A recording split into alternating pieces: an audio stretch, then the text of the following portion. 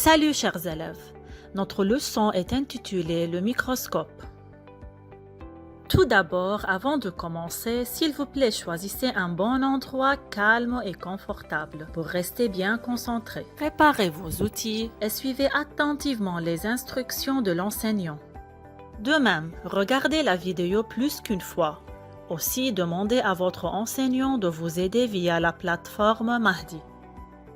Le matériel nécessaire est le livre de sciences et la fourniture scolaire. À la fin de cette vidéo, vous serez capable de reconnaître que le rôle du microscope est d'agrandir les objets, d'identifier les principales parties du microscope optique, d'inférer le fonctionnement d'un microscope optique et de procéder pour avoir une préparation microscopique. Mes élèves, que faut-il faire avant de manger? Bien sûr, il faut se laver les mains. Mais pourquoi? Bravo mes bons élèves, pour se débarrasser des germes, c'est-à-dire afin de nettoyer nos mains des germes.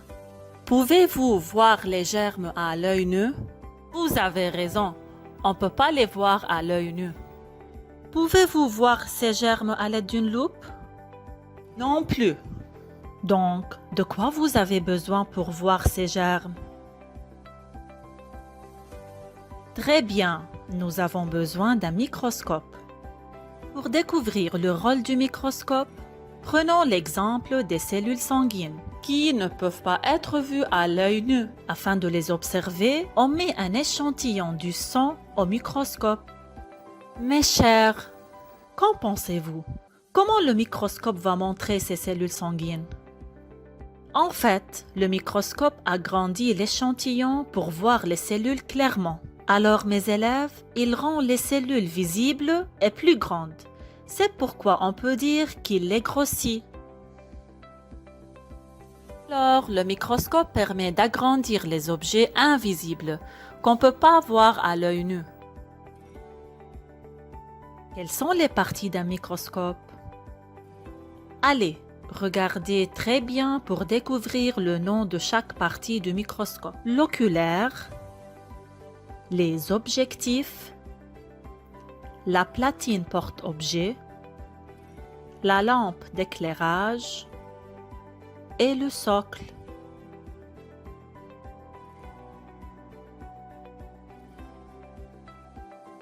Maintenant, supposons que vous soyez dans une chambre sombre, à l'obscurité. Pouvez-vous voir quelque chose dans cette chambre? Bien sûr que non. Alors, mes chers, dans ce cas, de quoi vous avez besoin pour voir? Très bien. Pour voir, nous avons besoin de la lumière. Afin d'observer clairement l'échantillon préparé au microscope, tout d'abord, on doit allumer la lampe d'éclairage. Lors de l'allumage de la lampe, la lumière traverse différentes parties du microscope. Les apprenants, c'est à vous de deviner le chemin de cette lumière. Allez, suivez les flèches attentivement.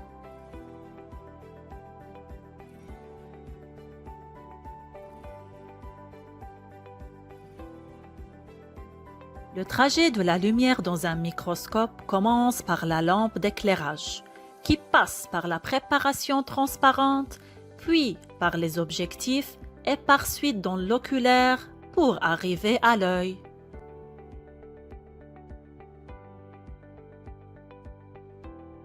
Mes élèves, quelles parties du microscope sont responsables du grossissement des objets? Oui, les deux parties sont l'oculaire et les objectifs. En fait, ce sont les deux lentilles qui font agrandir les images des objets dans un microscope. Attention mes élèves, on peut avoir plusieurs objectifs dans un microscope. Chaque objectif est caractérisé par une puissance de grossissement spécifique. La puissance de grossissement des objectifs varie entre 5 et 100 fois en fonction de l'objectif utilisé. Lisez avec moi cet exemple. Supposons que nous utilisions l'objectif x4 et l'oculaire x10. Combien de fois l'objet sera-t-il grossi? Pour trouver le grossissement total du microscope, on multiplie le grossissement de l'oculaire par le grossissement de l'objectif.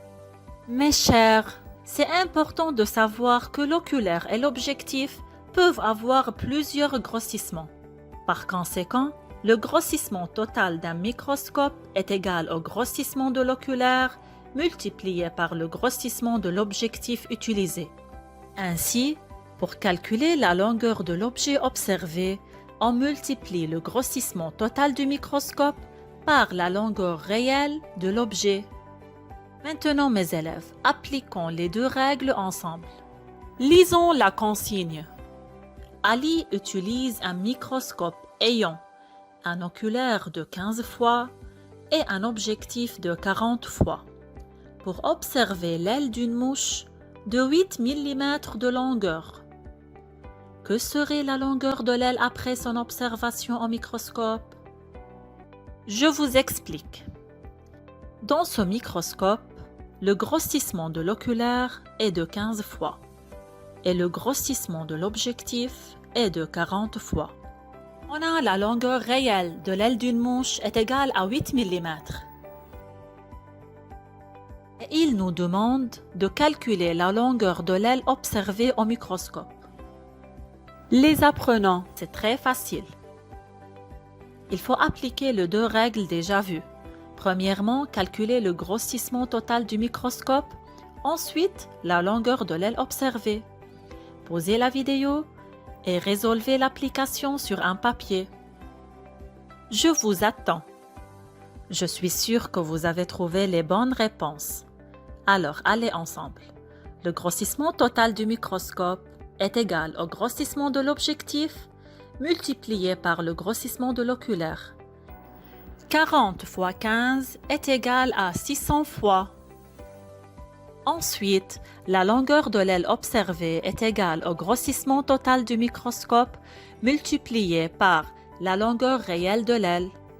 C'est-à-dire 600 fois multiplié par 8 mm est égal à 4800 mm, à peu près 5 cm.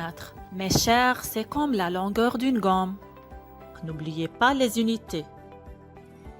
S'il vous plaît, mes élèves, pausez la vidéo et ouvrez vos livres pour lire l'activité page 18.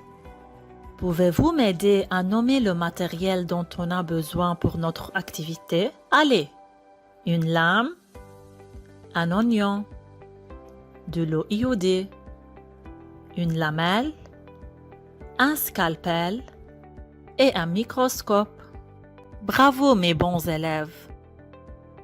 Êtes-vous prêts pour observer les étapes de l'activité? On commence. D'abord, lavez et épluchez l'oignon.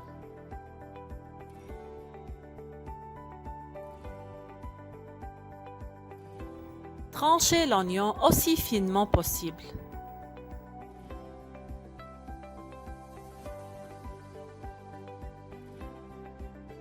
Nettoyez la lame utilisée. Aussi nettoyez la lamelle.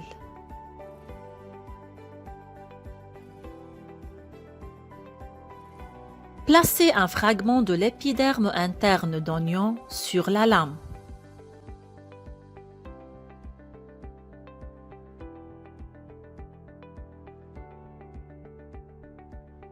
Ajoutez une goutte d'eau iodée sur le fragment d'oignon préparé.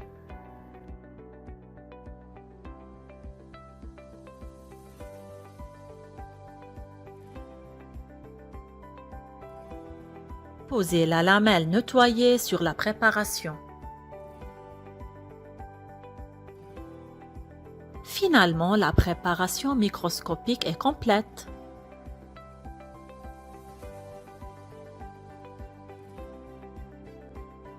Observez mes élèves. Voici à quoi ressemble l'échantillon d'oignon vu au microscope. Comme vous pouvez les voir, il est composé de petites unités structurelles en forme de briques. On les appelle des cellules. Les élèves, savez-vous que nous pouvons voir les cellules de joue au microscope? Cette image montre leur forme, qui est plutôt arrondie. Regardez mes élèves les cellules observées au microscope. À quel jeu ressemble-t-elle? Oui, je suis d'accord avec vous. Elle ressemble au puzzle. dont chaque partie forme une seule cellule. Alors, de quoi sont constitués tous les êtres vivants? Les plantes, les animaux, les êtres humains, les insectes. Au niveau microscopique, tous les êtres vivants sont constitués des cellules. Comme définition, la cellule est l'unité structurale des êtres vivants. S'il vous plaît mes élèves, arrêtez la vidéo et c'est à vous de lire le résumé de cette leçon.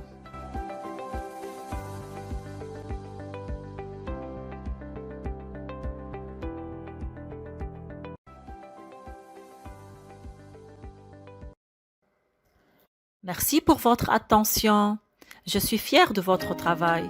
À bientôt mes élèves.